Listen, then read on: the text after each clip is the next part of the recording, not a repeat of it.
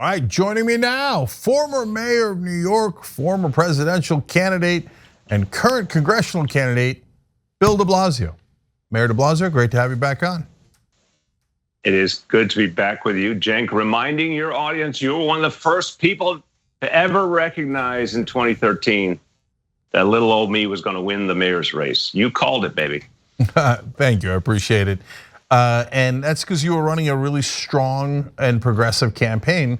And that's why I thought you were going to rise in the polls and win, and you did.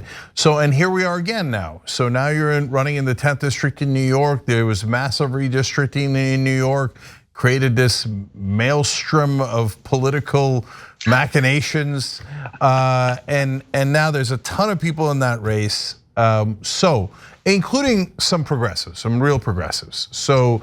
It's very rare that there are two progressives in a race, let alone more. But certainly Mondaire Jones would be considered progressive, and he's also in this race. So tell us why folks should vote for you instead of the others.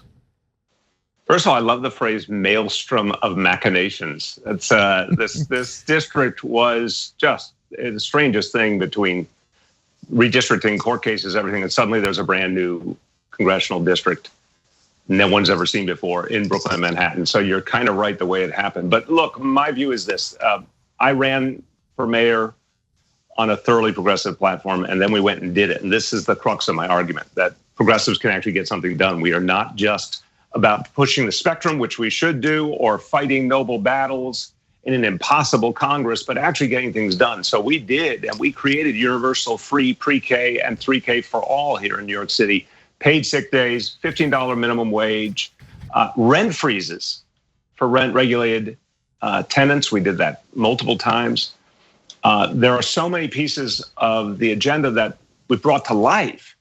And I think the difference is there can be good progressives running against each other who share values, but the question is who knows how to set the agenda and bring it to fruition and actually get the change our people need. Working people are suffering, especially with the dynamic of COVID and everything that's come with it. And exactly what I've tried to do in my 8 years as mayor, which was fight inequality, particularly income inequality, come up with things that actually could happen and reach working people. That's what I want to do as a member of Congress. And Cenk, if you were to say, hey, dude, you might be in the minority in the House, I'd immediately say a Congress member can fight to get the administration to use all its tools for progressive change, which they are not doing, and fight locally and fight on the state level as well. So to me, it's a platform for tangible progressive change. And what I'm telling people is, I've actually done it. I believe in it. I can show you that we can actually continue to achieve this change. That's why I'm running. Well, you read my mind. I was going to go there, so let me go there now. So first, I fact check guests on the show all the time. So I'm here to tell you that that Mayor de Blasio did actually do a renowned universal pre-K program, and it did work. And he did do a bill guaranteeing paid sick days for all city workers, and it did work. So you have to tell the good and the bad when it's appropriate. In this case, those things are true. But Mayor de Blasio, when you go to Congress, it is a different dynamic. And the people blocking similar legislation, with universal pre-K, paid family leave, child tax credit, et cetera. Yes, they're Republicans. There's a wall of Republicans. They all disagree. They don't want any of it. But there's also Democrats like Senator Manchin, Senator Sinema. And what do you do? And what would you do right now? I mean, we found out today Manchin's blocking climate change, any climate change legislation, any increase in taxes for corporations or the wealthy. So if you were in Congress, what would you do with a problem like Manchin? I think there's two pieces to the equation that I see immediately, and I think it's a tragedy that Joe Manchin took the stand he did. I can't say anyone didn't see the pattern of his game, but he did tell people consistently in the last few months that he could get there on climate, on higher corporate taxes, on prescription drug costs, and suddenly, the rug's pulled out from us once again. So I think the jury has come back on who Manchin is and who he wants to be, and it's really a tragedy for this country. The two things I would think of immediately: one, okay, change the venue, go to the executive branch. I think the Biden approach, I think the vision was great and is great. Build Back Better, so many other pieces of legislation that are right on target. And yet there was a deference to the legislative process, and the legislative process hasn't been functioning. So then the question is, how do you crank it at the executive level? Do every conceivable thing, no matter how much spectrum pushing it takes.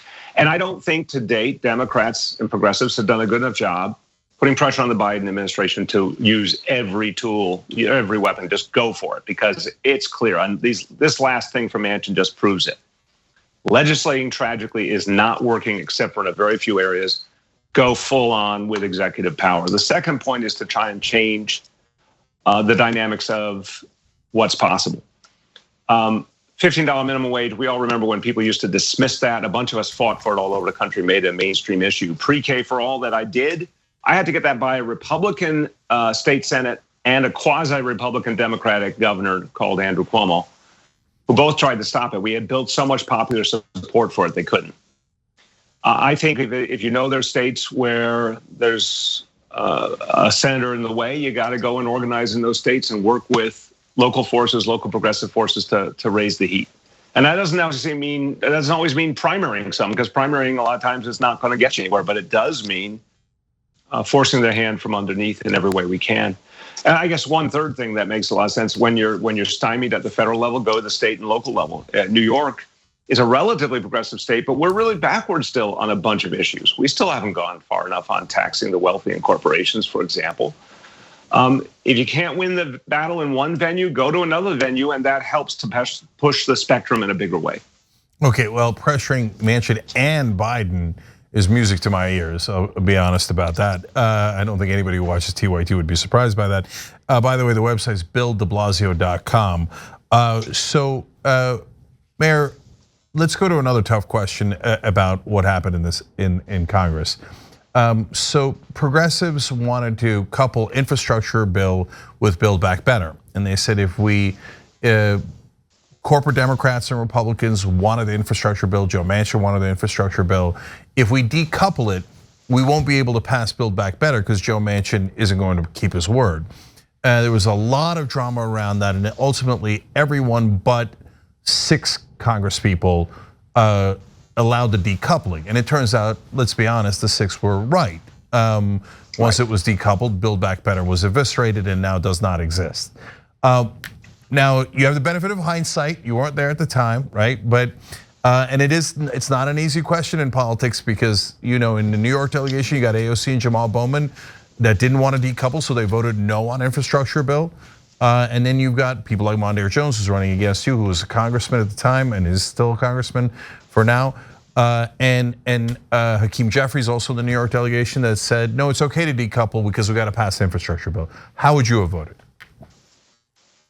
I'll be scrupulously honest. At the time, I thought there was so much momentum and relative good faith to get Build Back Better done that I would have said, okay, the infrastructure bill is stunning unto itself, right? I mean, as a progressive, I yearned for something like that infrastructure bill for decades and thought it was next to impossible. And so let's give it its due. It was a huge victory.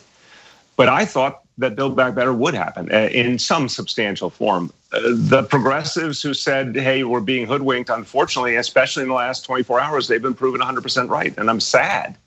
So I would have thought, hey, we can do this infrastructure bill. It is, it's so good, let's do it, and we'll finish with Build Back Better after. But unfortunately, we learned a powerful lesson that, as you say, the corporate Democrats, once again, have proven that they cannot they don't play by the rules they ask of us. And I think this is such an important point. Progressives are asked to go along with moderate Democrats when the moderate wins the presidential nomination or whatever other choice you want. Progressives are always told, fold in, for the greater good, to stop the Republicans, whatever. And we traditionally do. But when the shoe's on the other foot, there is not such loyalty. And this is a prime example of it. So I think I would have thought move infrastructure. I think I would have been wrong. And I have now watched this scenario, and it informs me that until we see people like Manchin and Sinema act differently, then we should play hardball with them. Yeah. Here, and we'll hold you to that if you win. Okay, so I want to ask you about your time in the mayor's office, because it was an enigma, to be honest. So on the one hand, you basically stopped stop and frisk, which was terrible and racist and discriminatory, and crime went down. Holy cow, that worked, right? And a lot of the police unions were not happy with you. A lot of conservatives were not happy with you. But then some on the left said you didn't do enough police reform. And it seemed like you got hit on a lot of sides. So what happened when you were mayor of New York? What, in terms of driving your polling numbers down, what do you think was the main cause of that? Well, Jack, I have been very painfully transparent about the fact that I think I didn't handle some things the right way. I think I failed to give, particularly in my second term, a clear enough vision. I offered this in the Atlantic a couple months back as sort of painful learned advice that I offered Joe Biden, that I think I forgot to give people a clear sense of direction. We did a very substantial amount of police reform on all sorts of levels, but we stopped making it clear to people what it was, and we stopped talking about the next steps in a way that was coherent. I think you just said something really important. I was attacked by the police unions pretty much from day one until the end of my administration, and yet folks on the left were like, well, he didn't do enough. Well, I always felt like, hold on, guys. We ended stop and frisk, and we instituted neighborhood policing. We retrained the entire police force in de-escalation. We empowered the Civilian Complaint Review Board. We did all these progressive things, and the police unions were attacking me all the time. So you'd think that would send a signal, hey, this guy's moving things in the right direction. But I don't think I articulated the vision well enough. And I think I made mistakes during an incredibly challenging time around COVID and the protests in May and June of 2020. And if I could do everything over again, I would communicate very, very differently. I don't think necessarily if good progressive people looked at all the substance, they would disagree with a lot of the things we've done. I'm sure they would say, hey, here's some things I think you could have gone farther. But I think if they saw the whole plan, the whole platform laid out and all we did, they'd say, hey, we generally agree with that. But I didn't communicate it in a way that was clear and compelling. And I think a lot of folks felt a sense of drift as a result. And look, we're in a very emotional work. If you're not connecting with people, if you're not providing that sense of vision, you lose people. And on top of that, of course, the last few years trying to govern through COVID, in some ways, it's not an impossible task. We got some stuff done. I'm very proud we did strong vaccine mandates. We kept schools open. We did stuff that really worked. But I think it was also a time when people were just in such pain. Yeah, it was very easy to feel negative about anyone in power, honestly. Yeah, that was a very honest answer. So we're totally out of time, but I gotta ask you two more questions, so I'm gonna push on. So we're totally out of time, let's do it. Yeah, who cares, let's go. Okay, so. You get special extra credit since you were early adopter. Okay, so you said you wish you'd communicated differently, and I thought that was really interesting. What do you mean? How would you have communicated differently? I think one of the, I remember some of the signal points where certain progressive voices are like, oh, maybe he isn't sticking to the agenda and all. And I was really confused, honestly, because the substantive agenda was extremely strong. Like, for example, empowering the Civilian Complaint Review Board, which was a fight that's been going on for 50 years in New York City. David Dinkins got it created, and then Rudy Giuliani and Michael Bloomberg gutted it. So this is really a huge check and balance on police misconduct and a huge accountability tool. And we strengthened it, gave it more lawyers, gave it more money, all these things. I thought, oh, people are going to see it. But I said a thing in my Atlantic op-ed a few months ago. I said, I mistook policy for popularity. I think I did and my team did some really good policy. I forgot to articulate it in a way that was emotionally and meaningful and compelling to people, which is unfortunately sometimes a democratic disease. I have to say our opponents on the right are really good at pushing the emotional buttons. I think I failed to do that. And then there were some individual incidents where people saw videos that were really painful. And that's what folks want to talk about and respond to. And I kind of got into the mode, Cenk, of like, I don't want to govern from video to video. I'm trying to make bigger structural change, but actually people needed a response to the videos and they needed to hear something they could feel authentically. And as I said, during the protests in May and June 2020, I think I needed to find a way to both protect lives, and I was, the one thing I always said was we could not let people die during those protests, even though there was a lot of violence, there was looting, there was really painful stuff going on. We couldn't let people die. We couldn't let anyone, a civilian, an officer, a bystander, anyone die, and we didn't. But I didn't sort of meet the moment of what folks were feeling about the need for change and speak to it.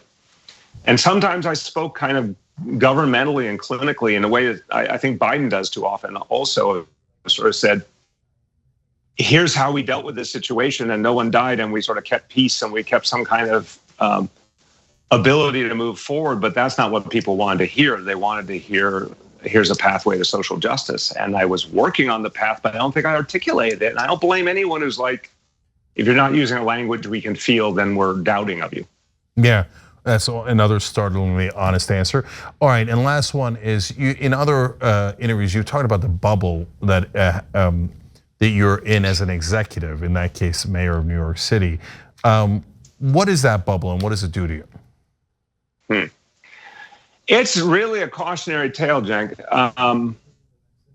First of all, it's like a really screwed up video game being mayor of New York City, in the sense of like, in a video game, you're supposed to like you master or complete a level, and then you go up to the next level and all that. Well, it's like that's happening all the time, faster, more than you want it to. And it got much worse in the course of my 8 years. I think just literally the dynamics around Trumpism, and Trump obviously changed everything, made everything more difficult, more emotional, let alone my difficult dynamics with Cuomo, social media. There's like a lot of things that just evolved and got tougher, faster all the time. And there's a bunker mentality. I think it happens with a lot of elected executives. I think it's really more of an executive thing than a legislator thing. There's incoming all the time. There's negativity. There's tough questions. There's scrutiny. A lot of it's valid. Some of it maybe less so. But you end up kind of looking for solace, looking for a calm with an inner circle with your family, and it's, for my case, it was easy to sort of recede a bit from the world, and I'm not happy about it. Because in fact, what you should do is go out to the world more in those situations. It's kind of counterintuitive. You're feeling overwhelmed, you're feeling kind of surrounded and an ever-changing dynamic, and nothing ever feels like it's stable or working no matter how much you try. And so the answer is really to engage more. And I found that, for example, I did 70 town hall meetings, and those were some of the best times I had as mayor, engaging with people, even when there was tussles and disagreements. But it kind of wears on you. 8 years is a long time, and it wears on you. And so I think it creates more of a bubble, more of a bunker mentality. And you start, you don't see as well.